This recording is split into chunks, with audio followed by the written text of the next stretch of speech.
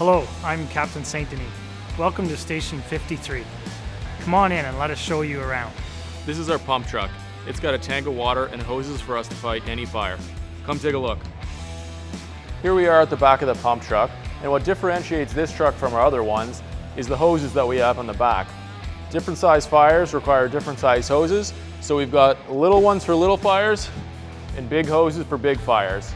We also have different size ladders, but this truck doesn't have quite as many as you'll find in a ladder truck. This is a ladder truck, and it's used primarily for rescue and suppression. It's got a lot of really cool and important equipment in it that we use on a day-to-day basis, whether we're training or whether we're going to help people in an emergency. It can extend up to 100 feet in the air. It can be used to spray water from above or rescue people from tall buildings. Should you ever find yourself trapped in your house or apartment, make sure that you shut the door, stay away from the smoky environment, call 911 and mention the location of your apartment so we can get there and help out as quick as possible. And if you come with me, I'll show you around the rest of the truck. This is our MDT. It provides information about what call we're going to, any updates we might get along the way. These are the noise canceling headphones. They block out loud sounds and allow us to communicate clearly on the way to the call. These are the air packs. They allow us to breathe fresh air in a smoky and toxic environment. This is our water rescue boat. It's specially equipped to respond to emergencies on the water and ice throughout the city. We'd like to remind everybody to wear their PFDs at all times when on the water and keep your children within arm's reach. Emergencies can happen on the water any time of year, so we've got a variety of different suits to keep us warm or cool no matter what season it is. In the summertime, we've got wet suits. In the wintertime, we've got dry suits. And if we're not going in the water, but it's really cold out, we've got big snowsuits that can go on over top of our gear. Heavy rescues respond to fires, vehicle collisions, and any emergencies where people are trapped.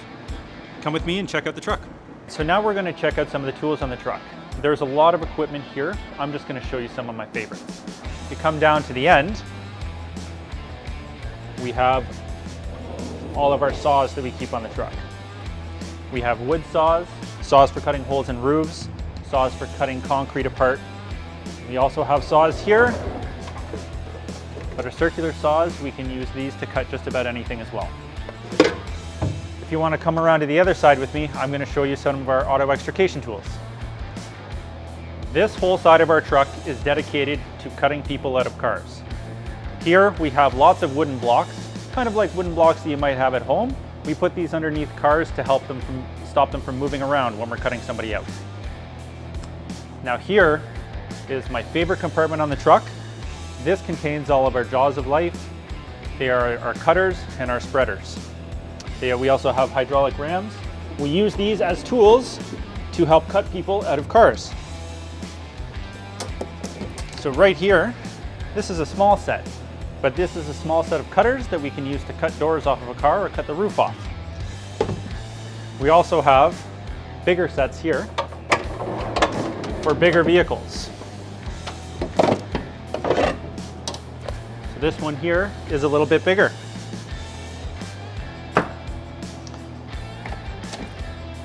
We also have spreaders that work in the opposite way. Instead of cutting, they'll spread something apart. This is where hoses are hung to dry after fires. This helps to extend the life of the hoses. This is the station weight room where firefighters do weights and train aerobically to keep fit for their physically demanding jobs. Firefighters work 24-hour shifts, so they prepare meals in the station kitchen. Did you know that cooking is the #1 cause of fires? Make sure you stay in the kitchen when you are cooking. Keep all combustibles away from the stove. Watch what you heat and stand by your pan. Firefighters receive regular training to keep their first aid, radio communications, rescue techniques, and other skills up to date.